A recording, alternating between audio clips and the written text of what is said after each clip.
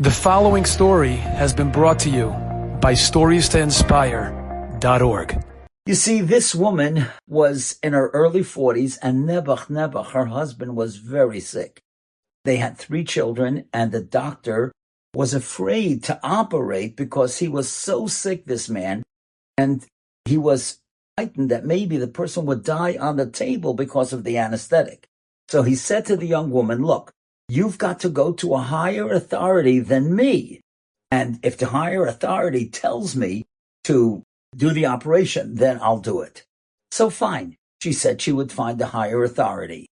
Now that night she was thinking the highest authority is Rabbi Moshe Feinstein. He was alive at that time. And the doctor said the highest authority. Now the reason that I tell you it's negaya to all of you, because Rabbi Moshe Feinstein had a very close friend, Rab Tuvia Goldstein, Zecher Tzadik Livrocha, and that was the father of Rebbetzin David. So here's a story that happened in the building where they lived. They were neighbors. So now listen to this. What happened was she decided to call her father, and her father would make an appointment for him and her to go to ask about this operation, whether they should do it. There was a decision that had to be made, and boy, is this ubacharta b'chayim. That was really life and death. And so the next night, the doctor called her and said, well, did you decide which higher authority you're going to go to? She said, yeah, I have an appointment tomorrow at 11 o'clock. He said, oh, which doctor you're going to? What hospital are you going to? She said, well, I'm not exactly going to a doctor. I'm going to a rabbi. He said, you're joking, right? What do you mean a rabbi's going to tell me whether I should do the surgery? I can't believe that. She said, look, if you want to come, you could see yourself. He said, I must see this. I don't believe it. He canceled office hours the next morning. And sure enough, the next morning he was there on FDR Drive together with the father of this woman and the woman. Well, when Rabbi Moshe opened the door, he was expecting 2 people. Now there were 3. And he said, who is this gentleman? And they said, that's the doctor.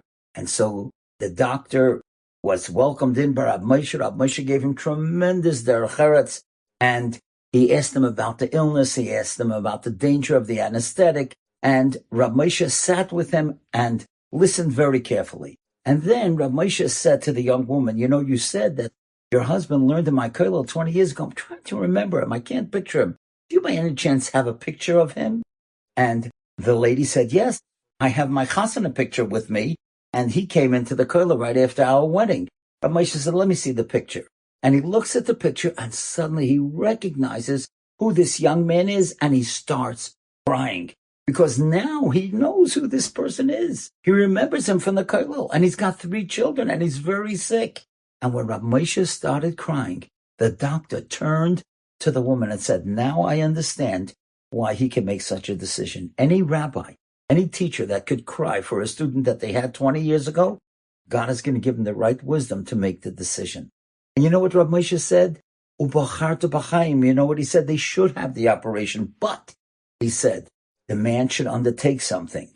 And he said he should undertake to say brachas out loud, because then other people will say amen. And amen is b'gematria 91, aleph mem nun. And the word malach, angel, is also equal 91. And every time you say a bracha and somebody says amen, malachim are created.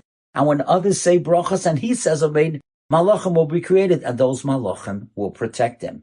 And sure enough, of course, the man was makabel that, and he lived a number of years afterwards. And you know something? That's not a bad idea, especially today with the matzav in Eretz Yisrael.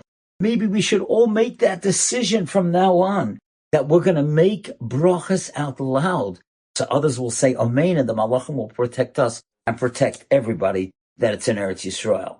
Enjoyed this story? Come again. Bring a friend.